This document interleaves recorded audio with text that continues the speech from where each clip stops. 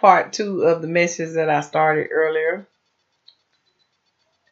When my son Erick came here it was around May of 2016. I was so glad to see him. And he just came home just to see how we were doing. And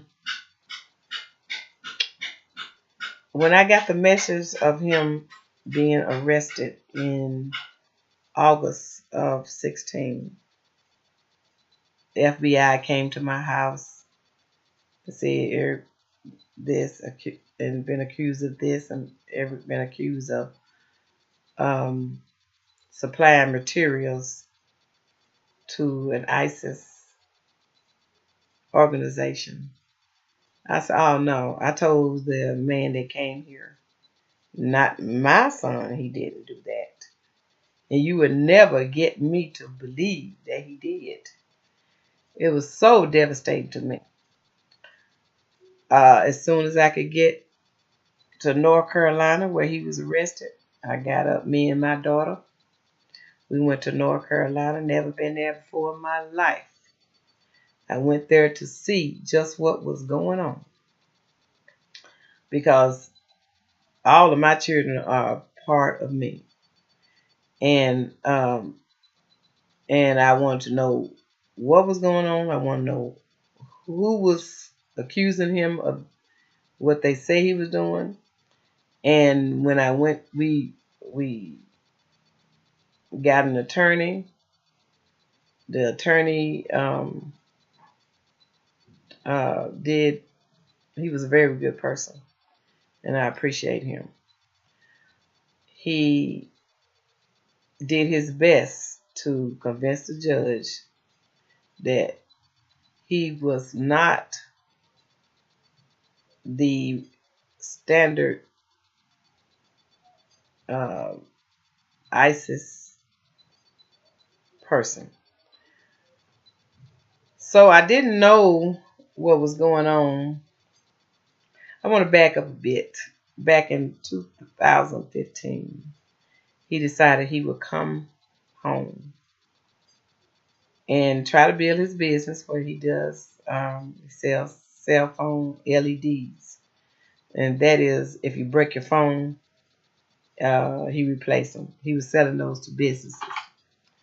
He was doing his entrepreneurship. That's what he was raised to do. And they said that, okay, he had come home, built a cabin. And little old cabin ain't big, what, 10 by 12? But that's the way he is. He can live in a tent, and it wouldn't bother him a bit. And he built the cabin, and he in May of 2015, he left all of a sudden. I called him. I said, Erick, what is going on? Why are you not coming home to finish your cabin? He told me that he was trying to keep it from me, what was happening. His neck was bothering him. He's had problems with his neck ever since he broke it when he was 16. And he was telling me that he went back to South Carolina, I believe it was at the time, so he could get medical care. I said, okay, well, and so I believe that, because whatever he told me, I know he always tells me the truth.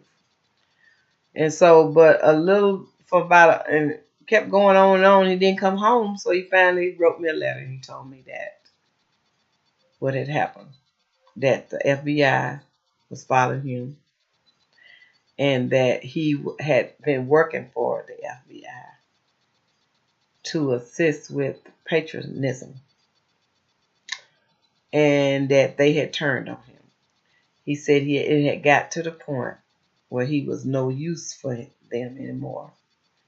And they thought he had moved home to find land and start a training camp.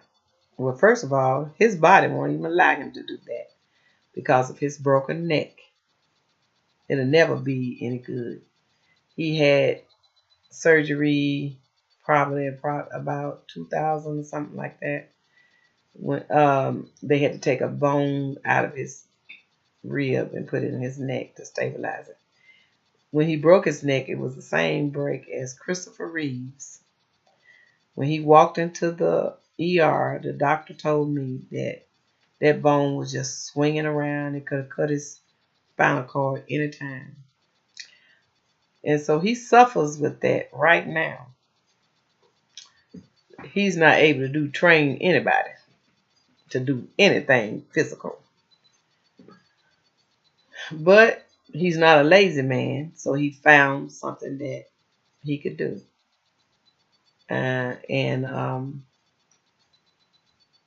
So when this was in May of 15, and so I listened to him. I said okay, and then in August of 16, that's when he was arrested. So he had already told me what was going on. Told me that they were following him and spying on him. So I said, okay, well, what are you going to do about it? He told me that he had already contacted a Muslim lawyer and that everything's going to be all right. I said, well, whatever you need to do. And I told him, I said, please come home. Come home and be with your family. And next thing I know, they arrested him, saying that he was a assistant terrorist. So, as I say it again, and I'll say it from now on, that is not so. No one will ever get me to believe that. And if you can prove it,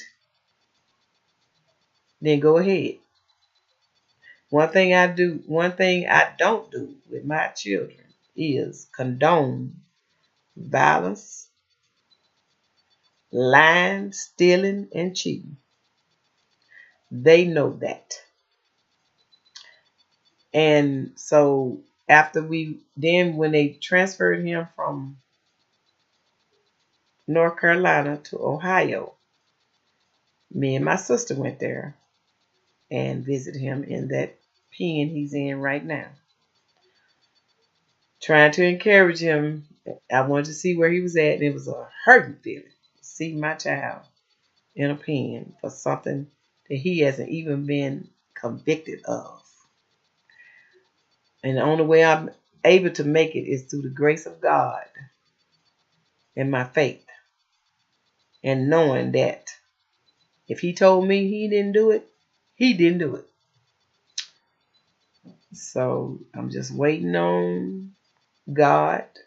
And like I tell him every day, when he calls me 3 times a week, and I tell him, keep your head up and remember what our grandfather taught.